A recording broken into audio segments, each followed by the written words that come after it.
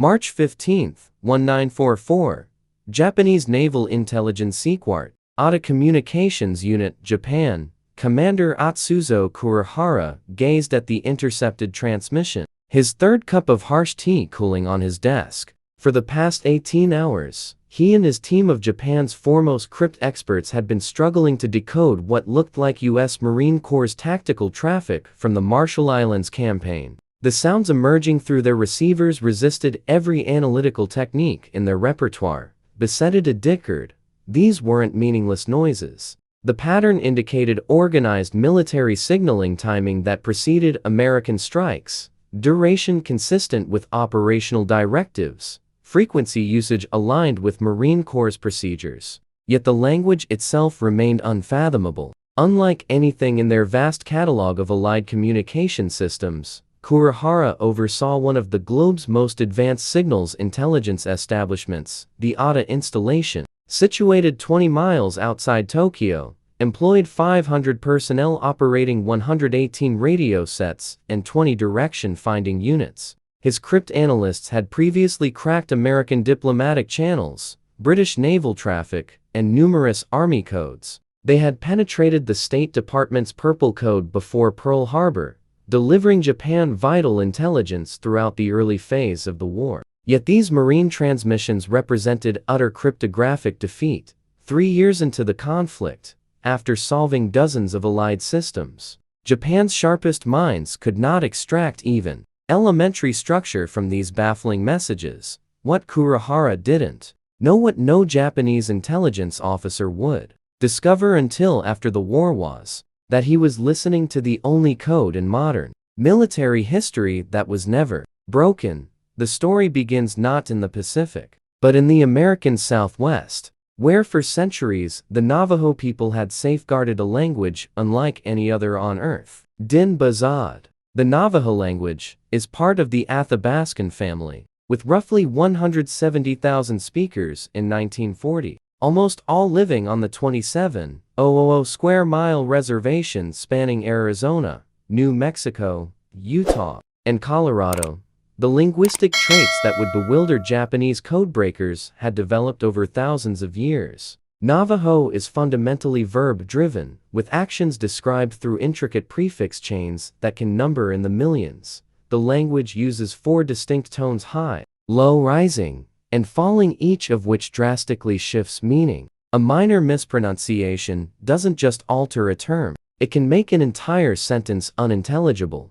Its phonology includes sounds missing from Japanese, English, and most world tongues, ejective stops where air bursts from the glottis, a voiceless lateral fricative reminiscent of wind through teeth, glottalized sonorants, and nasalized vowels. For Japanese personnel trained in a language with only 5 vowel sounds, correctly perceiving these phonemes was nearly impossible. Philip Johnston recognized the military potential of this linguistic fortress. Born in 1892 to a Protestant missionary on the Navajo reservation, Johnston grew up speaking Navajo with fluency, one of fewer than 30 non-Navajos worldwide who could claim such mastery. By age 9, he was translating his father's sermons. By 15, he had traveled to Washington to translate for Navajo leaders, meeting President Theodore Roosevelt. In December 1941, as America reeled from Pearl Harbor, Johnston read about Army units using Comanche speakers in Louisiana training exercises.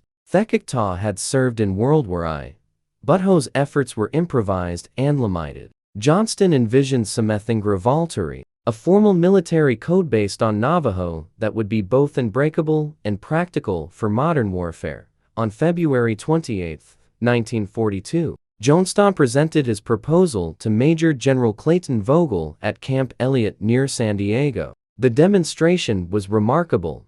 4 Navajos from Los Angeles transmitted messages while Marine officers timed them against standard presetters. The Navajo speakers completed transmission in 20 seconds versus 30 minutes for the M209 Saipan. General Vogel authorized a pilot program. On May 4, 194,229 Navajo recruits were sworn in at Fort Wingate, New Mexico. These men, including Chester Nez, Carl Gorman, Lloyd Oliver, and John Bennerly, came from across the reservation. Some had attended boarding schools where speaking Navajo was forbidden and punished. Others were traditional sheep herders who rarely left their ancestral lands. T. Camp Elliott. They worked in a locked, guarded building for 8 weeks, creating a military code within their native language. The task was monumental. Develop terminology for concepts that didn't exist in Navajo, create an alphabet system, ensure memorability and expandability. They built the code through cultural logic. A submarine became Bestow, ironfish swimming beneath the surface. A battleship was Lot Whale, the ocean's largest creature. Fighter planes were hummingbirds darting through air. Bombers were Jisho, buzzards circling before descending. The alphabet required special creativity. Each letter needed multiple Navajo words to prevent frequency analysis. The letter E, most common in English, received 4 alternatives: Z, elk; Ana, I, tear; hair, aa, ear. Code Talkers would randomly alternate between options, destroying any patterns. They developed 211 initial terms, memorizing everything perfectly. No code bookskilled risk capture. Chester Ness recalled, "We drill relentlessly. A mistake could cost lives. In our culture, words have power. Speaking correctly was sacred." The code's first test came at Guadalcanal in August 1942.15. Code Talkers landed with the 1st Marine Division. The Japanese had expected the invasion, having decoded other Allied communications, but suddenly Marine tactical messages became incomprehensible. T. Japanese 8IGH Fleet Headquarters Innerable. Intelligence officers scrambled to understand these transmissions. Lieutenant Kazuo Yamada, educated at Stanford before the war, reported, "These sounds are structured like language with consistent patterns. But it matches nothing. Not English, French, Dutch, Spanish, any Philippine dialect, and a Chinese dialect. Completely alien." The Japanese response was systematic. They assigned top cryptanalysts, recorded hundreds of hours on wax cylinders, applied every analytical technique. They consulted universitinguists, even Buddhist monks who studied ancient languages. Nothing worked. On November 8, 1942, Code Talker Chester Nez transmitted dartly coordinates that destroyed a Japanese machine gun nest. The 14-second transmission was intercepted. But remained meaningless noise to Japanese operators. Within minutes, American shells fell precisely on target. Colonel Haru Kanuma, intelligence officer 4th 17th Army, wrote, "The American shave deployed a code that defeats every attempt. We can no longer anticipate attacks. We are fighting blind." Joe Lumia, a Navajo soldier captured at Bataan in April 1942, became Japan's best hope for breaking the code. Fluent in Navajo, he had no knowledge of military code being developed. When Japanese cryptographers began intercepting Navajo transmissions, they brought Kumiya to the Ana interrogation center. They played him Code Talker recordings. Kumiya heard Navajo words but in meaningless combinations. The turtle is attacking the iron fish. The hummingbird carries eggs. When Heckle didn't translate, interrogatorsic him of lying. The torture escalated systematically over months. Water torture, beatings, hanging by arms for hours. In winter 1943, they forced him to stand naked in snow until his feet froze to the ground. They starved him to 90, offering food for translations.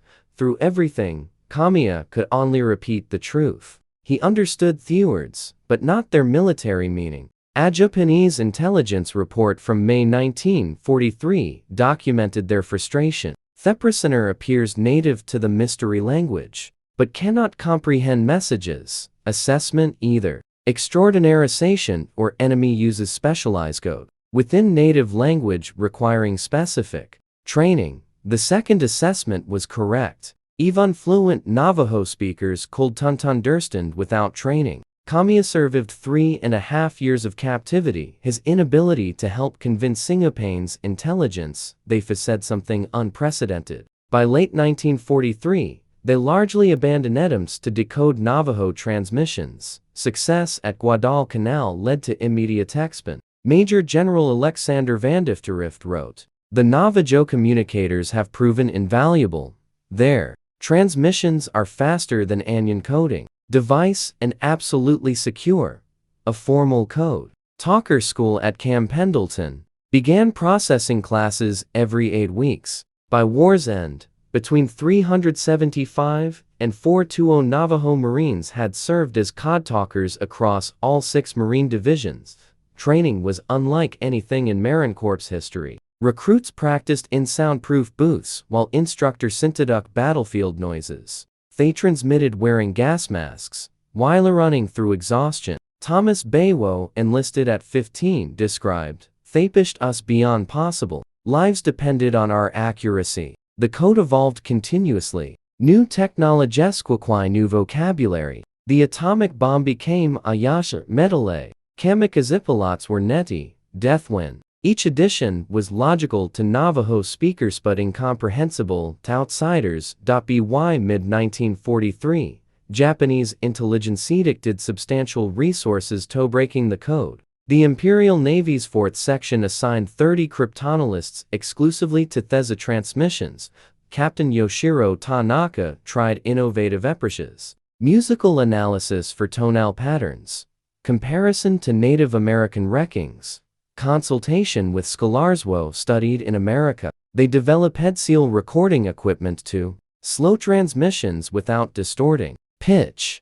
They created visual sound representatives using oscilloscopes. They applied statistical analysis to sound frequencies and patterns. Lieutenant Commander Masao Yamada later revealed they identified certain patterns, probable call signs, correlation between message length and operation complexity, but without understanding words, these provided minimal value. Japanese forces received orders to capture Marine communication prints alive. Rewards of 10,000 yen, 10 years' salary, were offered for code talker equipment or materials. Several close calls occurred, but no code talker was ever captured with their equipment intact. The Central Pacific Campaign demonstrated the code talker's strategic importance. At Tarawa in November 1943, 6 code talkers maintained communication through 76 hours off brutal combat.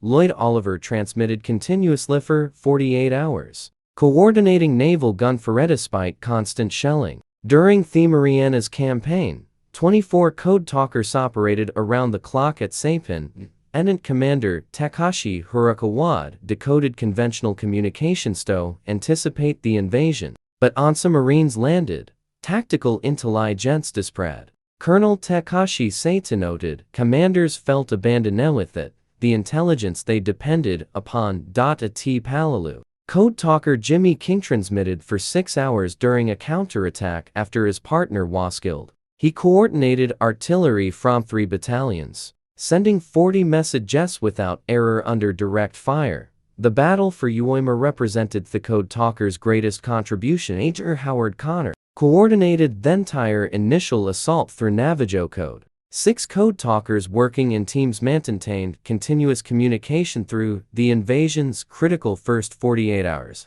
General Tadamichi Kuribayashi had prepared for 2 years, constructing an underground fortress with 11 miles off tunnels. His defensive plan relied on intercepting American communications to trigger counterattacks. This plan failed completely. Over 48 hours, the 6 code talkers sent and received over 800 messages without error. They coordinated 30,000 Mariners landing, naval gunfire from 100 ships, close air support, enemy positions, medical evacuations, supplies, and tactical orders, all while under constant fire. Connor later testified, "Were it not for the Navajos, the Marines would never have taken Iwo Jima." During the first 48 hours, I had 6 Navajo radio nets operating around Theklik. They sent and received over 800 messages without an error. The entire operation was directed by Navajo Code. Colonel Shigo Hayashi reported Takurabayashi that American codes remained unbreakable. Artillery requests completed in 20 seconds through Navajo have taken 30 minutes conventionally. The difference between destroying positions and losing them. At Okinawa, 35 Code Talkers coordinated the largest Pacific assault, 183,000 troops over 82 days. Japanese forces attempted jamming and voice mimicry, but couldn't reproduce Navajo tonal qualities. Lieutenant Hiroshi Miyamoto's attempts to mimic Navajo sounded, according to Code Talker Alfred Newman, like summionagling while trying to talk. On August 14, 1945, Code Talker Teddy Draper transmitted the war's most significant message. Nahima Edijiniadinal, Japanese surrender. The message went through Navajo before conventionalchins, a fitting end to the Code Talkers' war.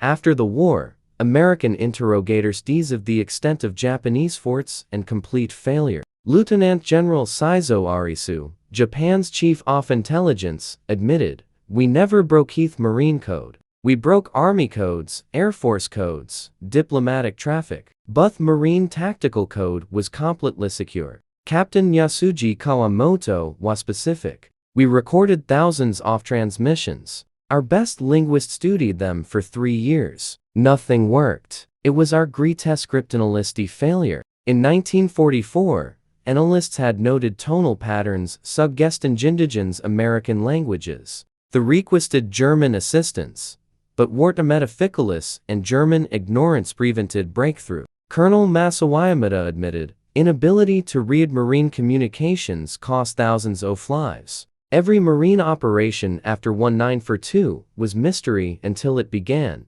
Major Hiroshi Tanaka, who served Dewama, described the psychological impact. "We couldn't understand their words. It made us feel primitive, defeated before battle began. The war's end didn't end the Code Talkers' burden." The program remained classified for potential Cold War use. Code Talkers returned home unable to discuss their service with anyone. They returned to states denying them voting rights until 1948 in New Mexico and Arizona, 1957 in Utah. Hotels and restaurants refused them service. They were heroes who couldn't reveal the heroism. Chester, last of the original 29 who died in 2014, wrote, "We were warriors who helped win the war, but couldn't tell anyone." The burden Washavi. Many found healing through traditional ceremonies. The enemy ceremony purified warriors from warfare's spiritual contamination. Then Urki explained, "We had used our language to direct death. We needed it for healing." The ceremonies reminded user language was sacred. In 1968, that program was declassified. The first recognition came in 1969 at a 4th Marine Division reunion. President Reagan declared August 14, 1982, as National Navajo Code Talkers Day. The most significant recognition came July 26, 2001, when President Bush presented congressional gold medals to the original 29 in the Capitol Rotunda.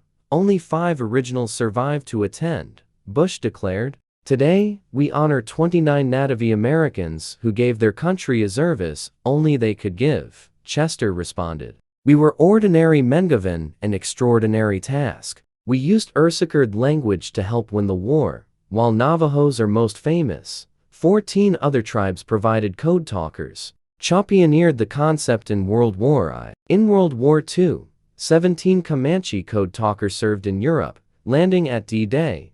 Hopi, Cherokee, Lakota, and Others contributed their languages. The 2008 Code Talkers Recognition Act acknowledged all tribes. John Brown, Jr. observed, "They told us our language was no good. Then they needed it to win the war." The code demonstrated Native American language's sophistication. Code Talkers modernized Navajo in real time, creating grammatical constructions and adapting metaphors for military purposes. The agglutinative naturalode complex ideas in single words, what required paragraphs in English become brief Navajo phrases. Dr. William Morgan noted, "They proved indigenous linguaces aren't primitive. They showed Navajo could express anything, from ceremonies to warfare." The Navajo Code introduced cultural encryption security through linguistic barriers no mathematics could overcome. This influenced post-war intelligence apparition. The concept remains relevant as quantum computing threatens mathematic encryption. Colonel David Hatch evaluated, they achieved something unique. A code never broken, never compromised.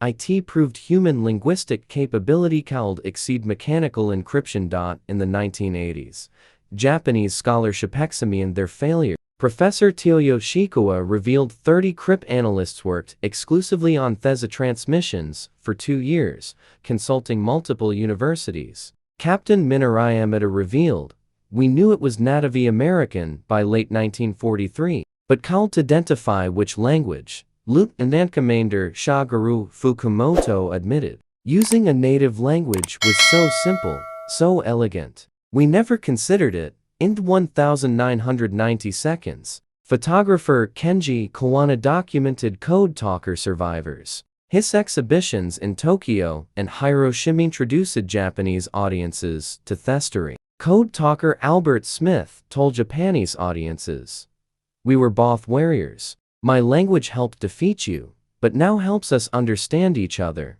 In 2010, the Japanese Association of Intelligence Studies Symposium featured Admiral Hiroaki R. The Navajo Code represents perfect encryption. "We had Asia's best carriers, yet we're completely defeated."